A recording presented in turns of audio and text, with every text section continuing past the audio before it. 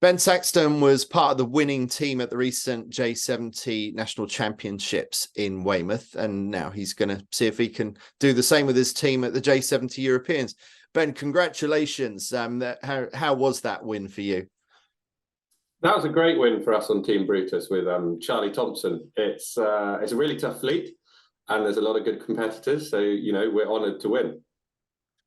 So this is your fourth time winning the J70 Nationals. And what do you think you did particularly well as a team this time around? What were the conditions like, and how did you approach it as Team Brutus? Sure. We had 2 days of like shifty medium winds, and then the final day was light winds.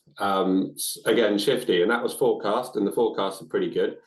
So I tried to be low risk, and I knew that we were fast. So we were safe on start lines, and we tried to be low risk, but also brave enough to go the right way.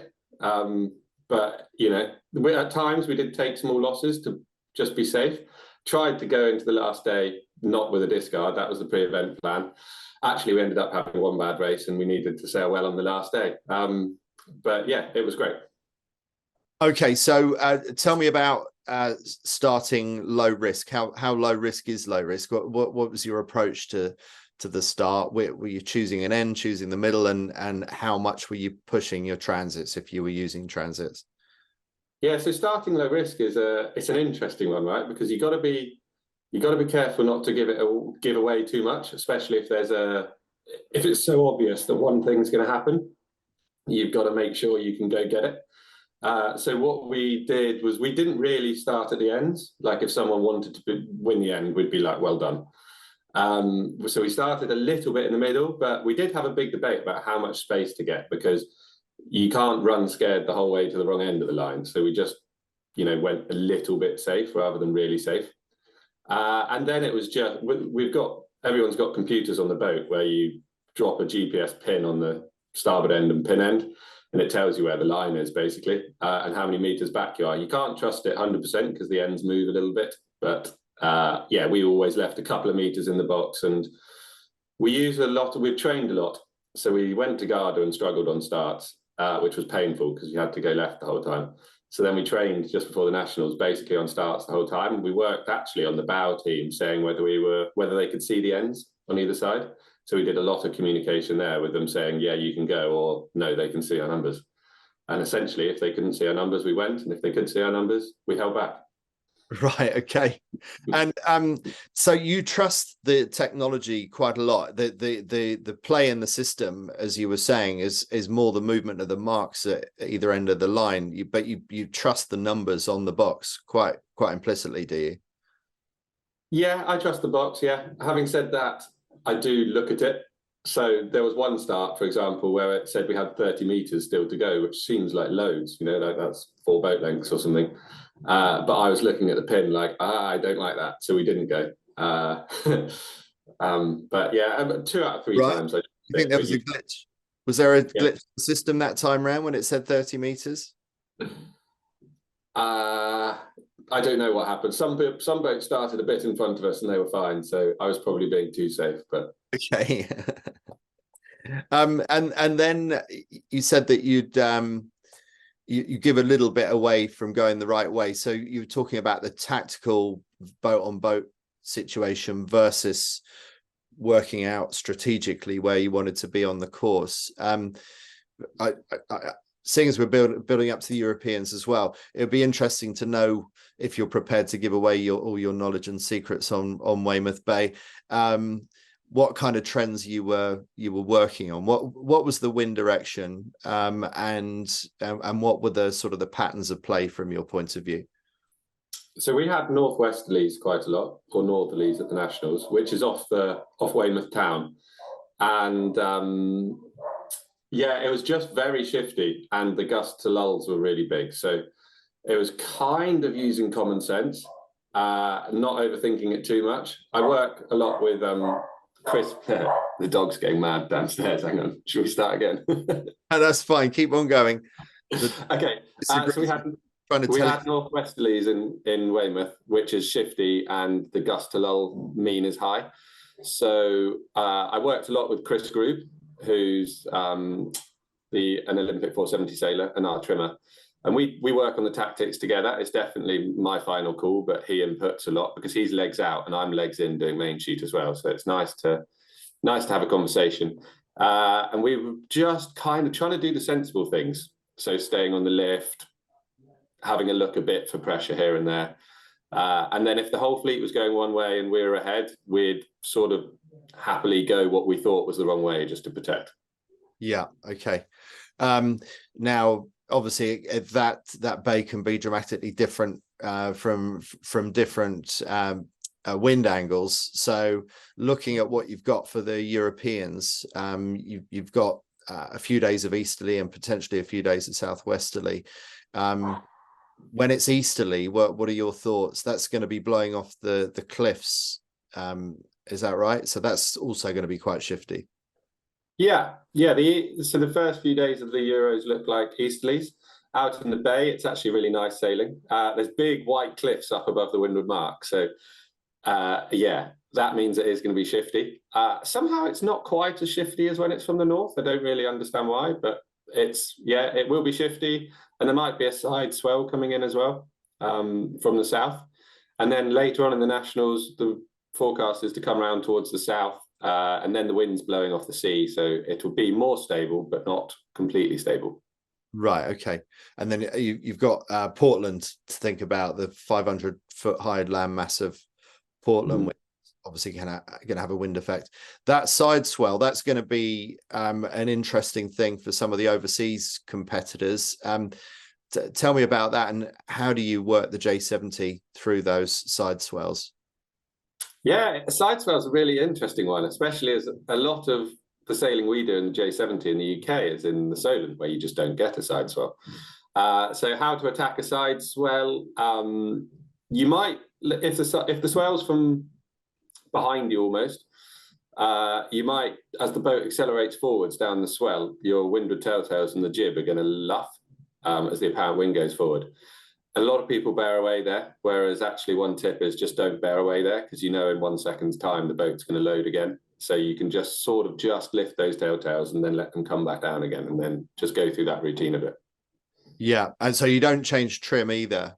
You just hold steady and enjoy the ride, enjoy the surf, and then let everything steady back down again. Yeah, a lot of it's in the steering, and then just keeping the steering in line with the trim, basically. What about when the side swell is getting you from the side? So the waves are sort of, let's say you're on port tack and the waves are coming up underneath you from to leeward. How do you deal with that? Presumably the power goes up and down quite a bit.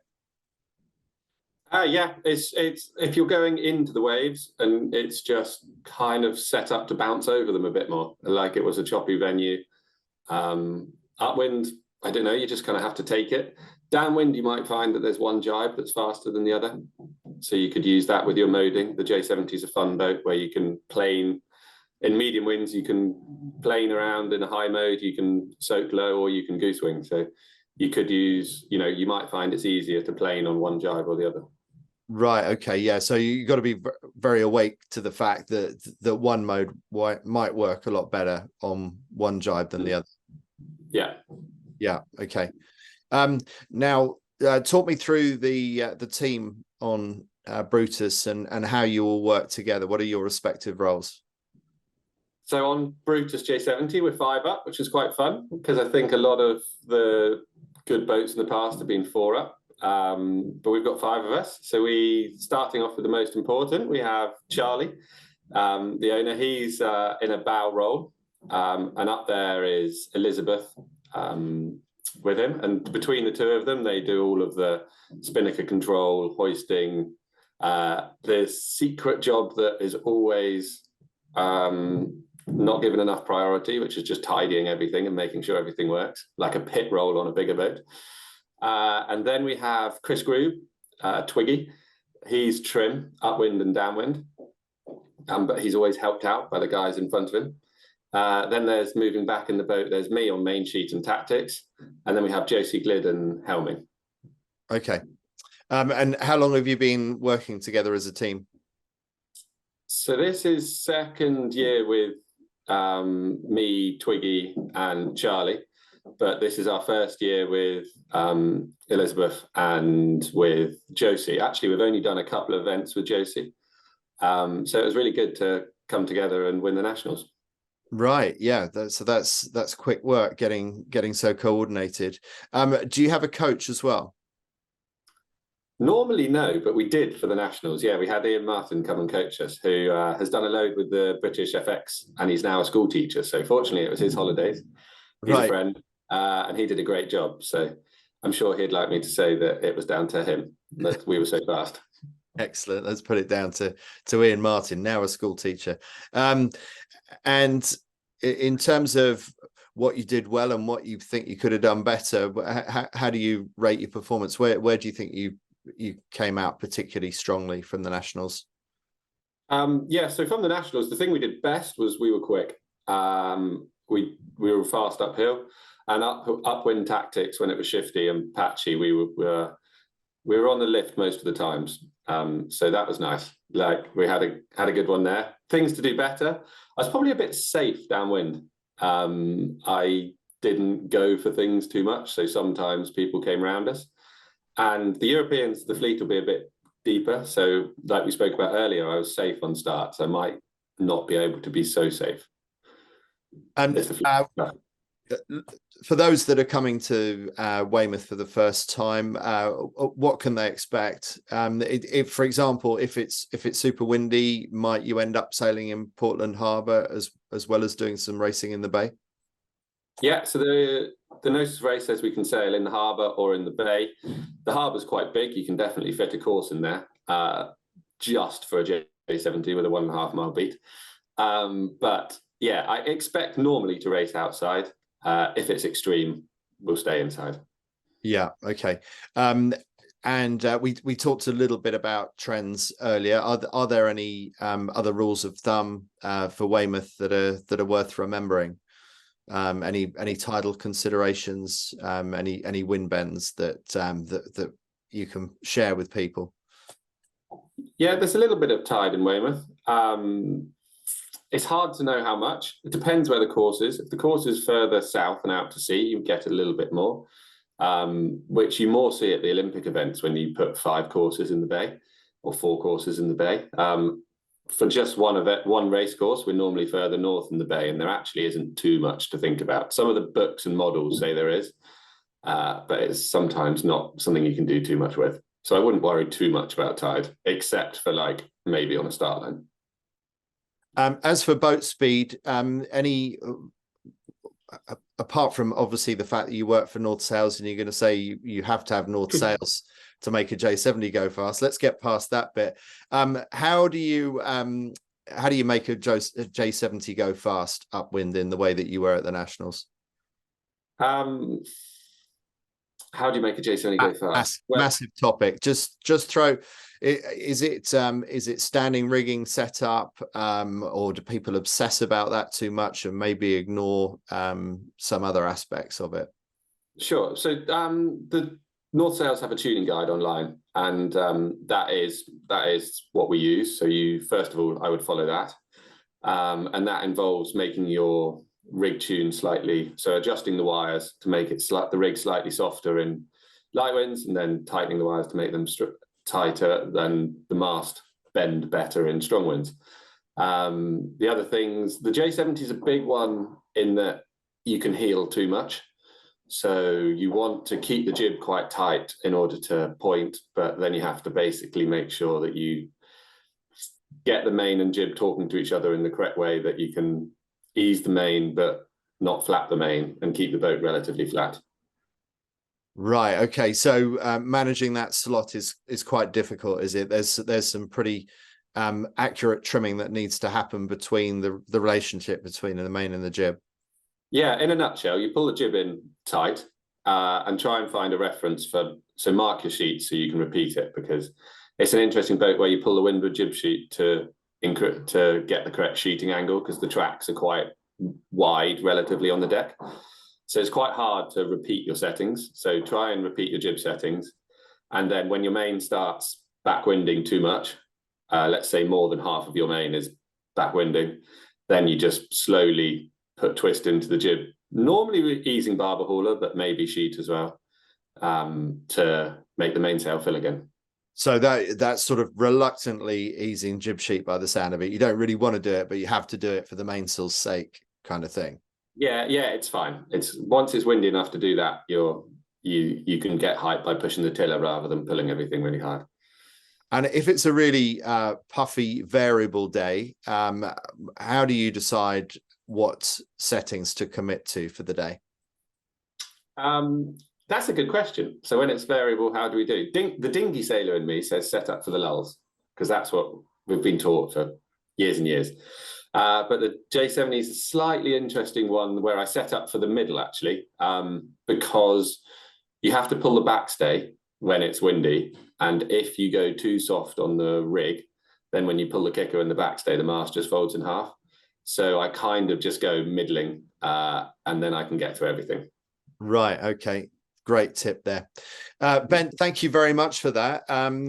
Any thoughts for who the likely competition is going to be at the Europeans? You obviously got a gauge at the nationals for local competition. Who are you keeping an eye out for, both nationally and internationally? Not one boat in particular. I think it's the J70 is fun because the fleet's wide and it can be anyone's game. I think there's a really good, strong British presence, and I think the class has done very well in the UK for having some good racing. So there's some top British teams from Corinthians and pro teams. So watch out for the Brits. And what about Brutus? Obviously, you've won effectively what you might call the pre-regatta to the Europeans on the same venue. How do you rate your chances? We'll give it a go. Who knows? We're also looking forward to the Worlds as well, which are out in Florida in a couple of months' time. So we are building up to that one as well, rather than solely peaking for the Europeans. But it'll be nice to get a good result at the Europeans. All right. Well, thanks very much, Ben, and all the best, and see you in Weymouth. Cheers. Thank you.